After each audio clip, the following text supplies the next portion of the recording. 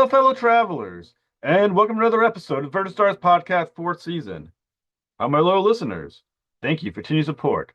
Enjoy this amazing interview because Lilah Sturges, Joe Eisma, and Dave Justus forged the mothership, discuss a new graphic novel, Student Government. Now come on board as we go traversing the stars. Hello, Student Government team. This is the Vertical Stars Podcast. Thank you so much for joining. Thank you. Howdy. So I always have a question of inspiration. This also goes out to all three of you. What inspired your love for comics and who are your earliest influences? Okay. No one's talking, so I'll talk. You Uh, start. what inspired love for comics and early influences? I got into comics via Robotech, um, which I was absolutely in love with as a cartoon. And I was with my family one day at a nostalgia shop called Remember When in the Dallas area. And they had a little comic spinner rack, and the first four issues of Kamiko's adaptation of Robotech were on that spinner rack. And I begged and pleaded and got my folks to buy them for me. And that's how I got started buying comics. So that would have been in early 1985, I believe. And I read those things cover to cover, and somewhere along the way, I realized that there was a little box that said that somebody wrote them, and I went, "Well, that's what I want to do." So there you go. That's how I got in.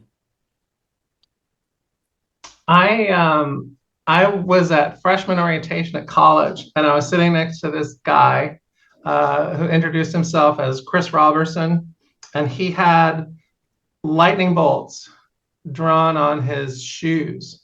And I said, "What are those lightning bolts on your shoes?" And he said, "Have you ever heard of a comic book called Mage by Matt Wagner?"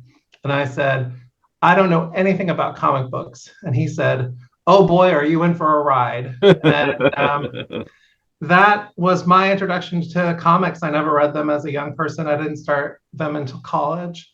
And I never thought that I would write comics. I was very certain that I was going to be a successful musician. And that's what I set out to do for most of my 20s. Obviously, that didn't quite work out. So, this is actually my fallback job, writing comics. How nice! Yeah. I got into comics through Star Wars. Pretty much, I was a big Star Wars nerd in the early 80s when I was really little. And even before I could read, I was 3 years old, and I would go with my mom to the grocery store, as a kid does. And they had comics on the rack there. And I saw Star Wars because I recognized the logo. And I remember enjoying the movies. And so I begged and pleaded my mom to buy the issue. I don't remember the number, but I remember it had Boba Fett on the cover, and was just so enamored that there was this book with drawings in it, and it was so beautiful. And I showed it to my sister, and she was reading it. I'm like, "What are you doing? Look at the pictures. Why are you wasting your time with these words?" And so that was kind of how I started falling in love with comics and got into, like, I was a Marvel fanboy, so Fantastic Four, and then into the X-Men from there. And I just always wanted to draw. And, like, even in, like, second grade, when they do those, what do you want to be when you grow up assignments, I put comic book artist. And then I grew up and didn't become a comic artist because I was like, I have to have a real job. And I tried that to no avail. It's a absolute, dismal failure. And then I was like, oh yeah, I remember in second grade, I like to draw comics. So yeah, that's kind of how I made my way back. I like those damn words. So don't read the damn words on the comic book. Sorry, That's y'all. awesome. Still a If I solid went back, philosophy. if I went back and was what I wanted to be when I was in second grade, I would actually be a lawyer because my uncle was a lawyer and he had more money than anyone I knew. And I was like, that looks great. I want to be a lawyer. So throughout my childhood, I actually was very insistent that I was going to become a lawyer. And as a failed musician and now a comic book writer, lawyer still would have been the most solid financial choice. It would have been so much smarter. Yeah. Mine would have been a paleontologist. I hung on to that for quite some time until college. I was like, oh, only like three colleges had that as a major. So, but for a little while, I hung on for a good 15, 16 years. So you guys are actually the comic book team from for a graphic novel called Student Government. So how did the series come about? How did you guys connect on this? Because obviously, we have the two writers with Dave and Lilah. Joe comes on as the artist. So kind of go through the steps to the fruition of Student Government. Okay. Dave, you're good at this part. Do what? Oh, you're good at this part. You tell this part. Good at this part. So, I was working at Austin Books and Comics down in Austin, Texas in 2008, when I met Lilah. And a writing group was being put together, and she was part of that. And I somehow managed to become part of it because everyone involved thought that someone else in the group knew me. And True. and so I magically appeared. And Nobody then knew him. nope. Uh, and then in I guess May of 2009, she and I were at a free comic book day event in Dallas that Zeus Comics was putting on, and that is where we met Joe for the first time. And this was early on in Joe's career when he was doing work for Viper Comics, who were a Dallas-based indie publisher. So pre Morning Glory's superstardom. But the three of us just hit it off and had a great time that day hanging out and said, hey, we've got to do something together. And it only took until 2025 for that to happen.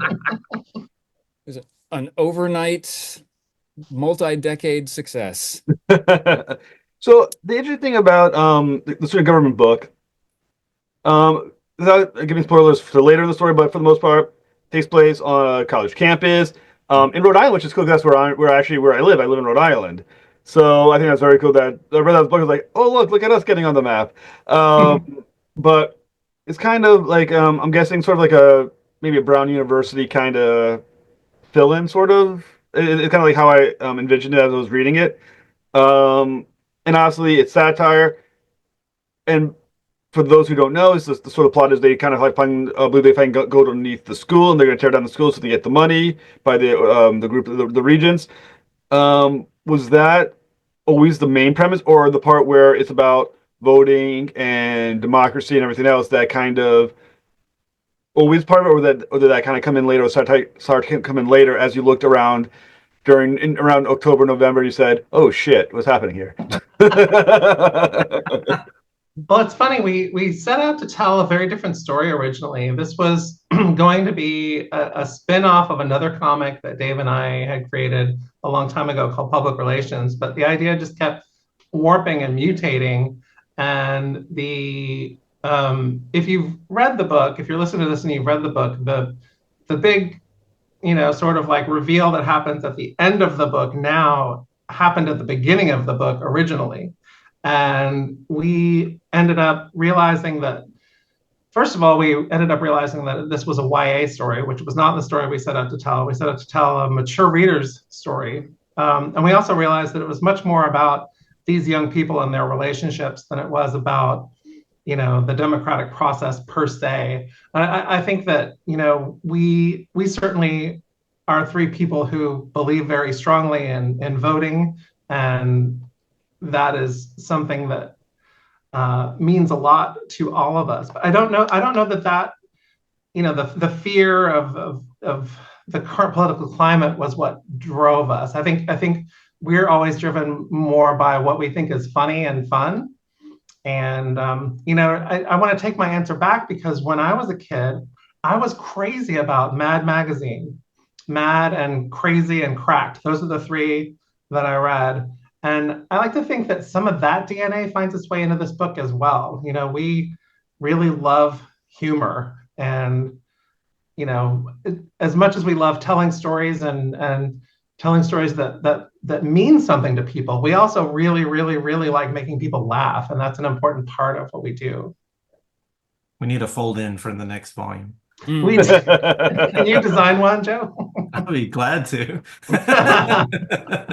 I think it will surprise neither of you to learn that I used to create fold-ins all the time when I was a kid. That That's funny. surprises me zero. Yeah, I think that's actually a fair point about Mad, because Mad was a humongous influence on me growing up, and Cracked as well, and even to an extent cartoons. I don't know if I've ever read that one, but I devoured comics of all sorts, comic strips, comic books, and then Mad Magazine. And yeah, that humor definitely stays with me. I still think about it whenever I'm drawing. I think about, Spy versus Spy, and like there were just so many great artists there anyway, and the way that the humor was, kind of tell how it skewered things. I think it definitely is an influence in our book, I think. Yeah, one of the greatest moments of my entire comic book career was I got to work with Sergio Aragones on a Oh, story for House of Mystery. And so there was absolutely no way I wasn't going to have like I made an activity page for him to draw in that issue. And it has like a maze and stuff in it. It was like one of my favorite pages in my entire comic book output.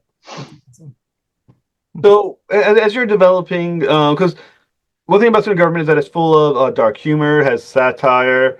When you're talking to Joe about the tone you wanted the book to have visually, how did you explain what the book was to him and what you were expecting visually from him?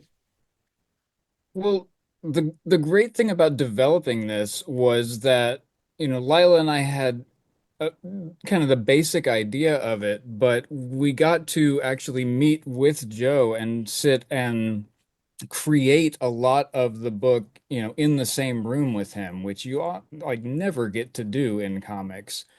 So, um, we didn't necessarily need to like dictate any sort of style to him because he was there drawing the characters and drawing the settings, and we were all very simpatico from the very beginning on it. Yeah, it comes You as know, much from him as it does from us. yeah, I think, Joe, and you can speak to this, that the style that he chose for it, it was maybe a little cartoonier than some other things that he's done, but that was the perfect choice for these characters. They're all very expressive characters, their faces, their body language, and when you are doing a story that is primarily a comedy, that's it like there was almost no discussion about it. It was just like this is obviously the right way to go. yeah, I think my career, having worked on lots of tonally different books, Morning Glories had a tone, Archie has a tone. I kind of understood like I where this should be, but like, and we had done a previous pitch together that was horror based. And so like I was obviously not gonna do a cartoony style for that. And like that didn't suit that book. Whenever Dave sent the pitch, and he very funnily told me, he's like, this takes place in a school. I don't know if you want to read it because I've done so many school stories. But I was like, I know you, I know Lila, let me read it. And I fell in love with the pitch. And immediately it was like a lightning bolt. I saw it in my head, and like I knew how these characters should look, how much they should be exaggerated. But that particular style, like I've done cartoonier, like I did a Charlie's Angels comic that was probably, I might have gone too cartoony for that one in retrospect, but I was working with John Layman, and John is really funny, so I figured I would, try to match that level. But for this one, I do always try to match the level of the humor that's written. But the characters, especially Parker, our lead, definitely she lent herself to like really exaggerated expressions and poses, and they just let me run with it, and I love that. So, as also I find kind of fascinating is that is writing with a co-writer, which is to me something very hard to do and something that I wouldn't think comes naturally as a writer because I know myself. And the idea, the script is your baby kind of fun. This is my baby. I'm right. This is what I want. This is what I'm going to see. How hard it is to write together, make sure that both voices are present, but not clear when you read a story whose voice is suggesting what?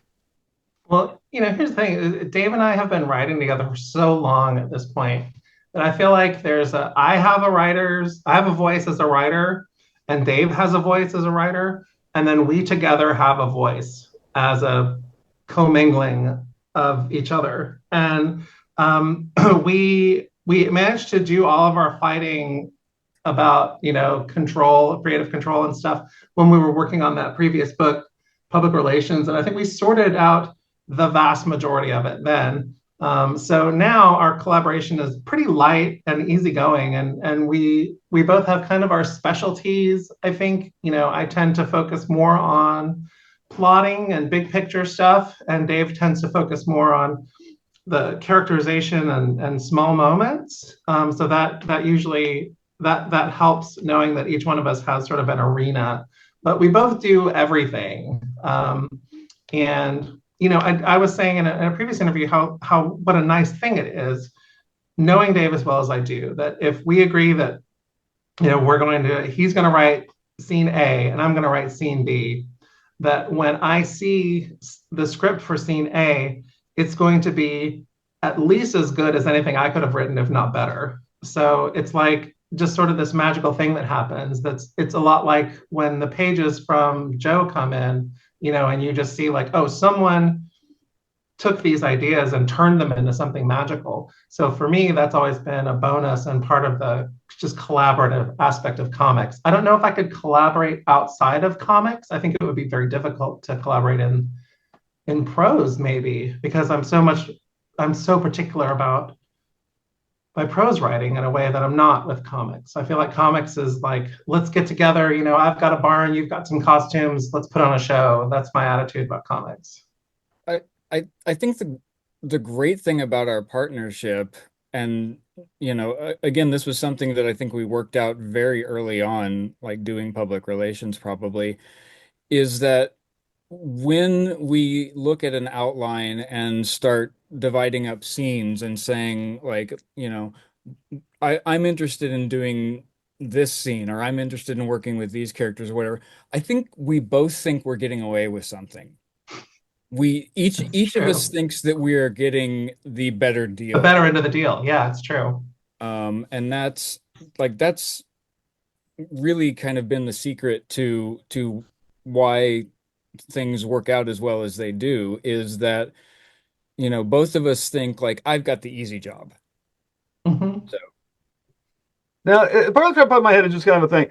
Like, is this like a plan, like period of writing, like public relations, student government, like something else, like department trilogy of stories, the department trilogy. Like, what was the one for like Shaun of the Dead, the Of the what the Cornetto trilogy, Cornetto according to me. trilogy. Yeah. Mhm. If it's only it were that planned out. I I will say we originally came together over a shared love of Arrested Development, which has to me a title that is very, it says, it does what it says on the tin. And I think that I tend toward titles like that. So something like Public Relations, where yes, it's about a public relations firm, but it is also about, you know, relations, family who are incredibly public facing. So And just dragons and stuff. yeah, so terms like that excite me for some reason as titles. So But there is actually a third leg in this stool of creativity, which is would someday be a book called Media Empire if we ever figure out how to do that one. That's awesome.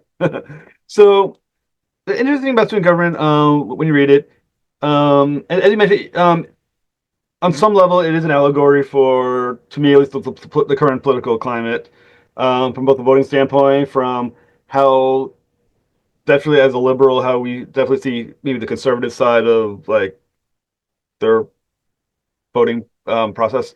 And at the beginning, it changes later on. I don't want to spoil it, but it has a very kind of cynical view of the voting public. If the students are stand-ins for the voting public, it's not overly positive based on what motivates them. It does change later on, but is it? Can you go into like a little bit like how that thought process goes on how you kind of modeled the student body and how that does kind of act as allegory for your like a viewpoint on the voting block?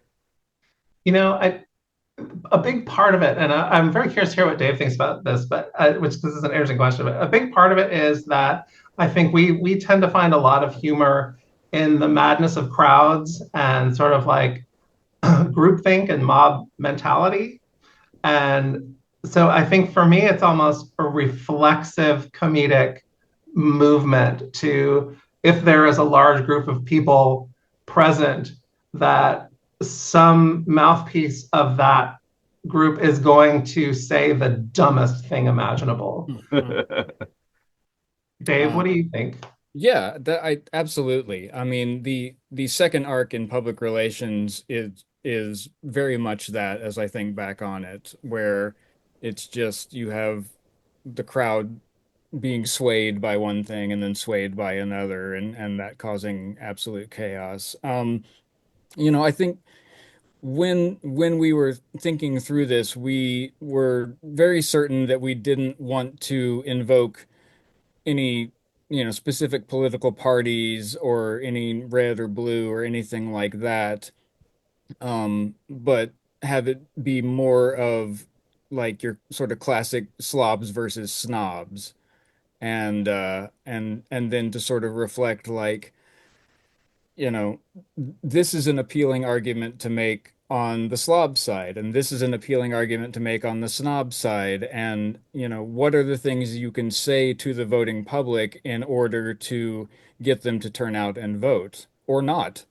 And you know what's crazy is that some of the completely mad things we have our characters saying, who are the bad guys, who are trying to sway the populace, just outright lies, deception, is exactly what we're seeing in public discourse now.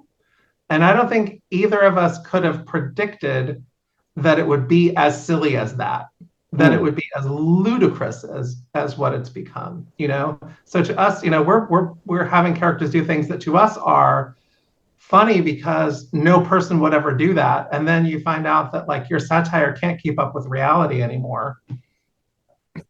So, and when you're thinking about, I mean, for those who have yet to read the graphic novel, basically you have the original student government, then you have the interim student government. The interim student government is the one trying to save the school against the older original student government who are kind of being swayed by special interests, the wealthy regions, things of that nature. Um, as you said, one of the main protagonists is Parker Miles. How is a story as well about her being shaped as a person and growth? Because not only is she trying to save the school for very valid, wholesome, more wholesome, I don't know if wholesome is quite the word, but wholesome reasons, and also stepping away from her mother, who is sort of, you would think, on her side, but turns out not to be for reasons also that may not be all overly moral. So how is it a story of her growth as an individual, which is kind of what college is about as well, growing as an individual. So kind of hit on that a little bit. Joe, you talk. You haven't Yeah. talked in a while. Um, I'll let y'all take that one. Okay. Um, I think that with Parker, Parker is obviously the emotional heart of the story.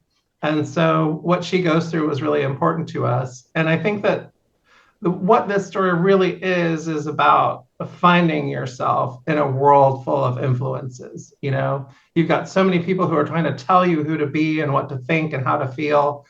And that at that age, so much of what you're trying to do is sort through it all and figure out, who am I? And I think that, the supporting characters, I think Jean Genie in particular is one who really symbolizes that, because Jean is so much their own person and has gone entirely their own way, but was coming from a place of confusion and difficulty. And I think everyone experiences that to some degree. And so, making this a YA book means that we're really trying to connect with readers on that very personal level and say, this is what this feels like. There is this time in your life that is so confusing and overwhelming, but it's also really magical and special if you can figure it all out. And I think to me, that's what it is.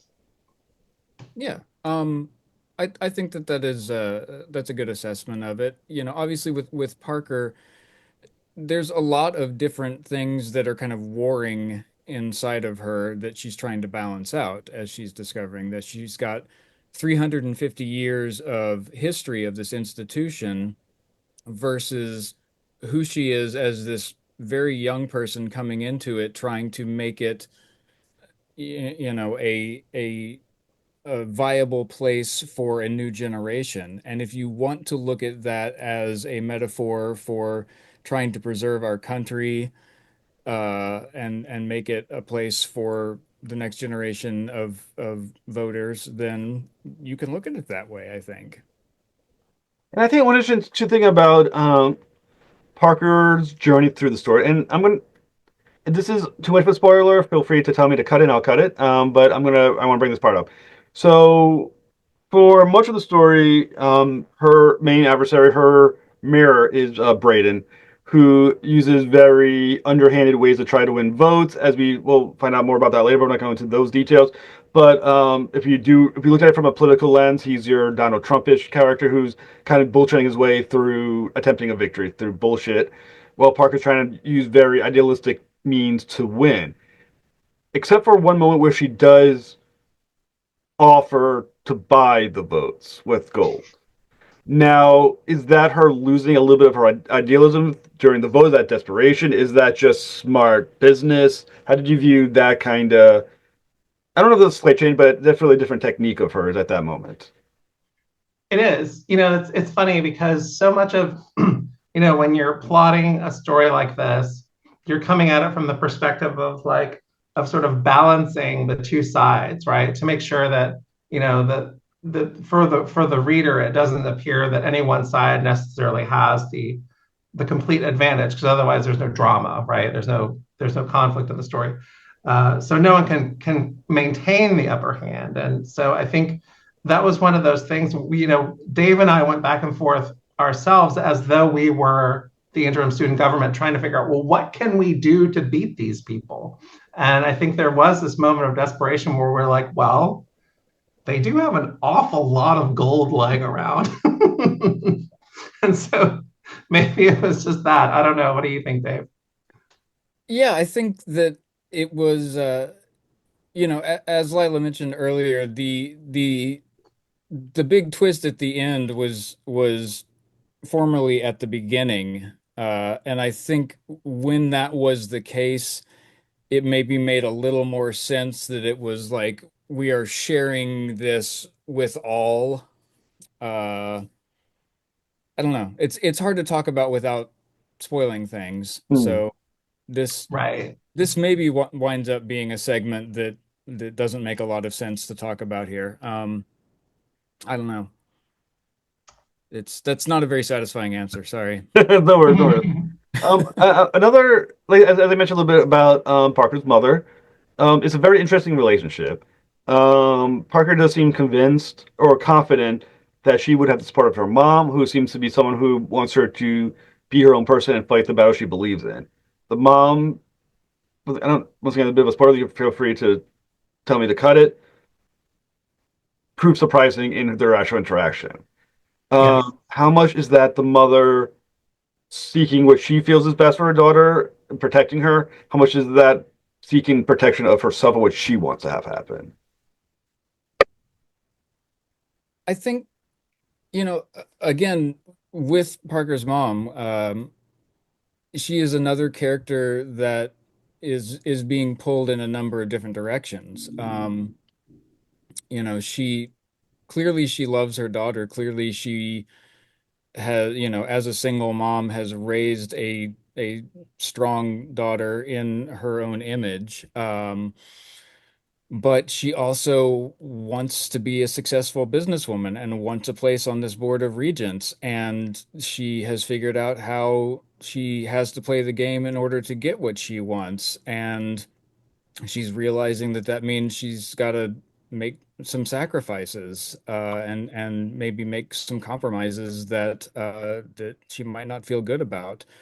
So I think in a pretty conscious way, we were kind of trying to mirror Parker and her mother in terms of, what they were willing to do in order to get to where they wanted to be, and get to be recognized as the kind of leaders that they wanted to be recognized as. I mean, obviously Parker idolizes her mom and what her mother did in terms of being part of the first co-ed class there, and wants to, look up to her as a model. And so when her mother disappoints her, it's a huge turning point.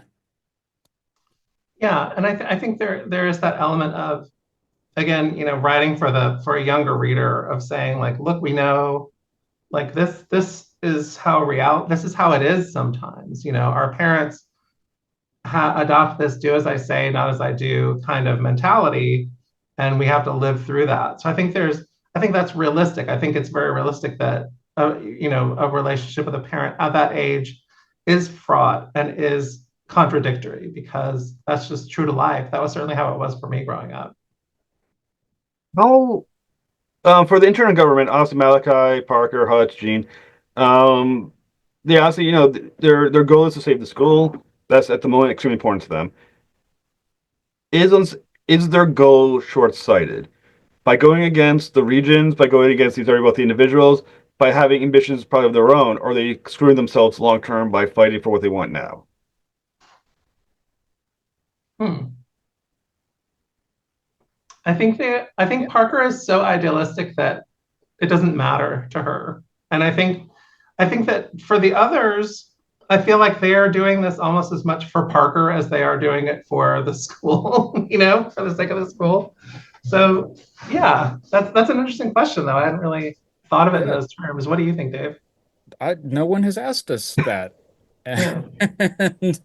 And I don't know that we really considered that angle of it when we were crafting the story. That'll certainly be part of book two if there's a book two. Right. That'd be fantastic.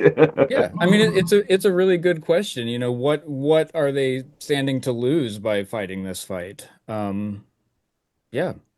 I think it's also like, whenever you're that age and you have that tight-knit group of friends in college, like those are your ride or die people, and it's like Lila said, like they're doing this as much for Parker as they are for the greater good. And you do feel kind of invincible at that age, and you're like, you can Hmm. take on the world, you can do whatever, you can change the world. And you never want to tell people you can't do that. But because somebody can change the world if they really try. And like I think that's what speaks to the story that we told in this book, because our editor Lauren, hi Suzanne, big shout out to Lauren, loves to play up the found family aspect of this book, and I think that is probably what really makes this book sing, is that relationship between the four main characters and how they do, have they do work toward, a single goal together basically, but they do it in such a manner that is so conscientious and caring of each other, if that makes sense. Hmm. Now, as you were developing the story, also you have these multiple characters. Was there a character that changed or grew in a way that was surprising to you as you were writing them? Um, Brangelina? yeah, yeah. I mean, I think there were several of them fleshed themselves out a lot more along the way. Hutch became a movie guy, uh, Mhm. just because it became a lot of fun to put movie references in his mouth. And so, Joe then started dressing up his dorm room with movie posters, and we were like, "Oh yeah, this is who Hutch is." Oh, who surprised me was Josh. That Josh was turned out to be so much more fun than I. He was originally just like the bad guy sidekick, but then he started taking on all of these attributes. Like he is like the party savant, yeah. which is kind of wonderful. And he The just the moment on Benifer's talk show where he takes the glasses out of his pocket and puts them on. Josh puts on glasses. I was like, that to me is the perfect like illustration of who Josh is. Is he's like this total idiot, but then he can be there when it counts. He's really the dark horse of the book, I think, in terms of like yes. sleeper character. He's the one that I think he surprised all of us, and I think it's great. Like, and Lila mentioned Brangelina. Brangelina is probably one of, if not my favorites in the book, even though her role is relatively small. And I love that, I just randomly, as we're working on these characters, I'm like, what if she was wearing a different animal beanie in every scene that she was in? And David and I are like, okay, let's go with it. And it somehow works. And I feel like it adds dimension to her personality. And I like to think that I kind of contributed a little bit. Absolutely. Very much so. Absolutely. So obviously the internal government, the character they build this friendship, and the story goes on. Um, how symbolic is that of what the college experience that they're fighting for is all about? Yeah. Yeah, I mean, I think. No, go ahead. well, it's because, I think while each of us had a very different college experience, from very small schools to very large schools, uh, you know, certainly that idea of like the found family and the friends, like Joe said, these are your ride or dies. These are the people that you meet, and like by the end of it, you're like, yeah, absolutely, I will follow you into hell. I think that is what we wanted to get into this story more than anything else is like, whether you save the school or whether it gets bulldozed, at the end of the day, you've got this group of people that you love and you care about, and you're all willing to take a stand and do what you feel is right. And that's Yeah, the main. and they were people that you picked, like that, like it's like a chosen family, right? I mean, I think that your high school friends are a found family, and that you find your like it's the person sitting next to you in algebra class who becomes your friend in high school, right? But your friends in college, I feel like, are people that you more are maybe more likely to seek out and connect with over things, important elements of your personality, you know and so much of that comes from who you are. And so I think that's why those relationships are so much more powerful and feel so much more real, and maybe in a lot of cases last forever. I'm still friends with people I knew from college, and I know you are as well. Mm. So for student government, looking at the graphic novel, where is it available? Well, everywhere that quality graphic novels are sold. We always will recommend that people, frequent their local comic shop first, the brick and mortar stores. Keep small businesses in business if you can. Especially these days, yeah. Independent bookstores. If you're gonna order it online, check out bookshop.org first, because that supports independent bookstores. I know there are bigger places that can get it to you faster, but they don't really need your money as much as indie bookstores do. So They don't. try there And first. the book will keep for a couple of days. Hmm. Yeah. It'll taste exactly the same when it shows up at the door. So after this book, obviously you're going to do student government too, I imagine, and then you're finishing your trilogy of office type books. So what's next for you guys? Well, the three of us have some ideas that we are tinkering with. One of them is an idea that Joe came to Dave with a while back, and they dragged me into it recently. And I love that idea, but about that, no more shall be said, except for the fact that I love that it was Joe's idea that it starts from there, and that we can say that like literally this like came from Joe. I love that. And Dave could not crack it, and Lilah figured it out in 10 minutes. 10 minutes. It's Well, amazing. 12 minutes. Let's be reasonable. But yeah, I think that the three of us would be perfectly happy to do comics together for the rest of our lives, in all sorts of different genres. Mhm. We've all of us have a billion ideas, and it's just a matter of finding someone who will be foolish enough to give us money to do them. Yeah, and we have our letterers and our colorists that we love to work with, and we're really kind of a turnkey solution. If someone needed a comic, we could make one. Well, like I said, I mean, Student Government, I think you guys did a great job with it. It's very timely, feels more timely now all of the time. And I want to thank you guys so much for doing it, and thank you for coming on the show, guys. You guys were awesome. Thank you so much. Thank you Thank for having you. us. Have a great night, guys. You Too. too.